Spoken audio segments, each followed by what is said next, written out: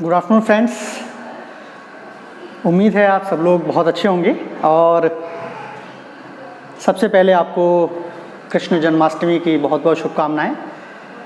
मैं Surjit Singh from Jeet English classes Agra आपके साथ फिर से हाजिर हूं अपनी वन वर्ड सीरीज़ की 5th पार्ट को लेकर। ये हमारा 5th पार्ट है। इससे पहले हम अपना 1st, 2nd, 3rd part complete कर चुके हैं। 1st पार्ट में हमने सरकारें पढ़ी थी, 2nd, 3rd पार्ट में हमने हत्याएं पढ़ी थी, 4th पार्ट में हमने घटनाएं पढ़ी थी और इस पार्ट में मैं आपके साथ कुछ डिस्कस करने जा रहा हूँ साइंस। ये विज्ञान कौन से विज्ञान है, कुछ वर्ड्स मैं आपके साथ लेकर डिस्कस करूँगा। जैसा कि हम जानते हैं इटियोलॉजी क्या है, ये इटियोलॉजी कारण विज्ञान, science of causes of disease, रोग क्यों होते हैं इसका अध्ययन करना और इस पर रिसर्च करना, ये सब हमारा इसके अंतर्गत आता है, the science of cause of disease. And next one is epigraphy. Epigraphy पुरालेख शास्त्र।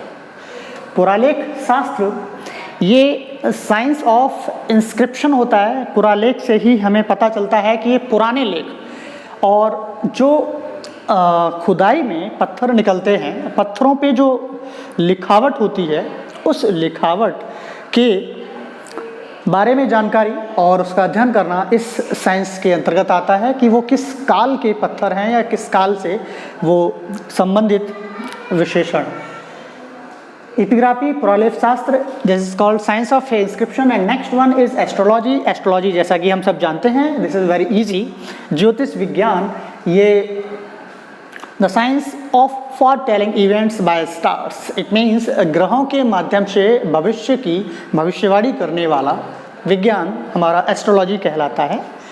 Next one is metrology. Metrology जिसे हम माप विज्ञान भी कहते हैं और ये हमारा किसी भी चीज़ को मापने के लिए जो विज्ञान यूज़ किया जाता है उसे हम द साइंस ऑफ वेग कहते हैं। Next one is horology. Horology शब्द हम हॉरोस्कोप से, जैसा कि हम न्यूज़पेपर में अक्सर कर देखते हैं, पढ़ते हैं, वहाँ हॉरोलॉजी हॉरोस्कोप वर्ड हम यूज़ करते हैं। तो ये क्या होता है, समय विज्ञान जो समय के बारे में बताता है। हमारे भविष्य की जो सत्ता है उसके टैरो कार्ड्स के माध्यम से, कुछ हॉरोस्कोप्स के माध्यम से हमें बता दिया जाता है कि ये आपके समय में घटने वाला है। तो ये साइंस ऑफ टाइम कहलाता है। Next is lexicography. लेक्सिकोग्राफी क्या होता है, लेक्सिकोग्राफी में किसी भी पुस्तक को, किताब को संग्रह करना, संग्रहित करना, तो ये शब्दकोश विज्ञान कहलाता है। और शब्द के साथ जुड़ा है कोश। कोश मतलब भंडार, भंडार शब्द का भंडार कहाँ मिलता है हमें, डिक्शनरी में। तो डिक्शनरी को राइटिंग, कंपाइलिंग का विज्ञान यहाँ पर होता है, the science of writing and compiling a dictionary, ये हमारा लेक्सिकोग्राफी होता है। Next is एंथ्रोलॉजी। एंथ्रोलॉजी होता है मानव जाति विज्ञान, the races of mankind and their relations to one another. ठीक है ना, इसमें मानव जातियों के एक, जैसे कोई जातियां हैं हमारी, जैसे वन में रहने वाली हैं, जनजातियां हैं, शहरों में रहने वाली हैं, इनके बीच में जो संबंध होता है, इनके संबंधों का, ठीक है ना, अध्ययन या विज्ञान करना ही हमारा मानव जाति विज्ञान कहलाता है। Next is anatomy. Anatomy is शरीर रचना विज्ञान। शरीर रचना विज्ञान क्या होता है, ये यहीं से निकल के आ जाता है, शरीर और रचना, रचना स्ट्रक्चर, शरीर physical structure of body, the science of physical structure of body. Next one is ecology. Ecology eco से बना है, परिस्थिति जो हमारे चारों ओर, परि मतलब चारों ओर, स्थिति मतलब जो हमारा एनवायरनमेंट है चारों ओर घिरा हुआ है, उसको कहते हैं परिस्थिति विज्ञान। ऐसा विज्ञान है ना, the science of habits of living things in relation to their environment. जितनी भी जीव जंतु हैं, आदमी हैं, जानवर हैं, पेड़ हैं, पौधे हैं, इनके आसपास का जो एनवायरनमेंट है उसका अध्ययन कहलाता है हमारा ecology. Next one is cosmography. Cosmography विश्व रचना, हमने यहाँ से भी रचना पढ़ा था, यहाँ से भी रचना पढ़ा है, वहाँ शरीर रचना है और यहाँ पे विश्व रचना। विश्व रचना विज्ञान तो ऐसा विज्ञान जो पूरे ब्रह्मांड को, संसार को सिर्फ और सिर्फ एक देश मानता है, इस तरह के विज्ञान का अध्ययन करना क्या कहलाता है? The science of constitution of whole universe. Next one is anthropology. Anthropology क्या होता है? मानव शास्त्र विज्ञान, ठीक है ना। ये science of mankind as an animal, ये मानव को एक जानवर के क्रमिक विकास के तरह हमें सिखाया जाता है, या इसमें हम अध्ययन करते हैं कि किस तरह से एक जानवर जैसे कि चिंपैंजी, बंदर का विकास, क्रमिक विकास, और हम आज इंसान बन गए हैं, इसका अध्ययन हमारा मानव शास्त्र विज्ञान कहलाता है। Next one is technology. Technology तकनीक या शिल्प विज्ञान, ठीक है ना, ये हम जानते हैं, the science of mechanical and industrial arts. Next one is hygiene.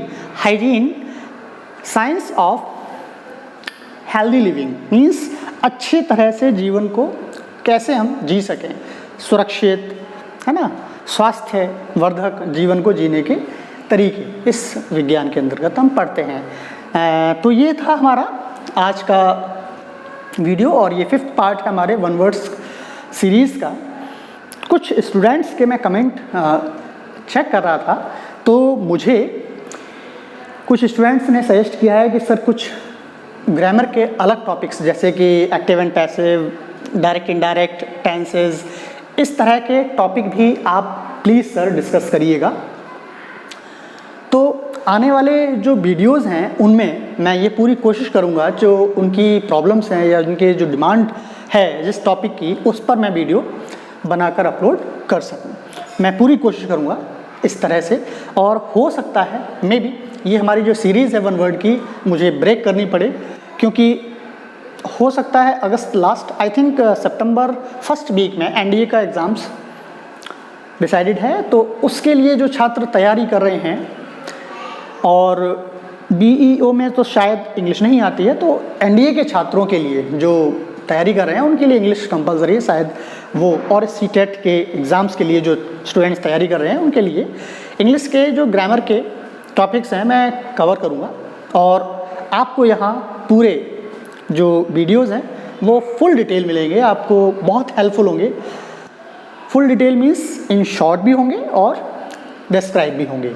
तो इस तरह से हम अपने वीडियोस को कवर करेंगे। इसके बाद हम कुछ एकेडमिक क्लासेस जैसे 10th और 12th, और इसके साथ साथ कुछ ग्रेजुएशन के भी वीडियोस मैं अपलोड करने की तैयारी में हूँ, और with in future, for the future you will find some videos on some new topics, and you will find these videos in my playlist.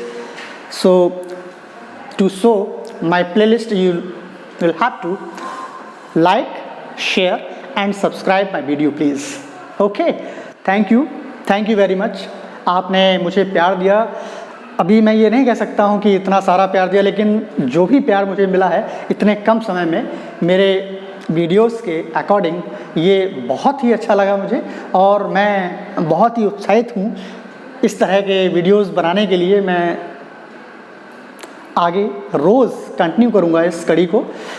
हो सकता है कि वन वर्ड के साथ साथ मैं अपने ग्रामर के टॉपिक्स को भी कवर करूँ, तो साथ साथ एक वीडियो ग्रामर और एक वीडियो वन वर्ड्स के लिए मैं पूरी कोशिश करूँगा।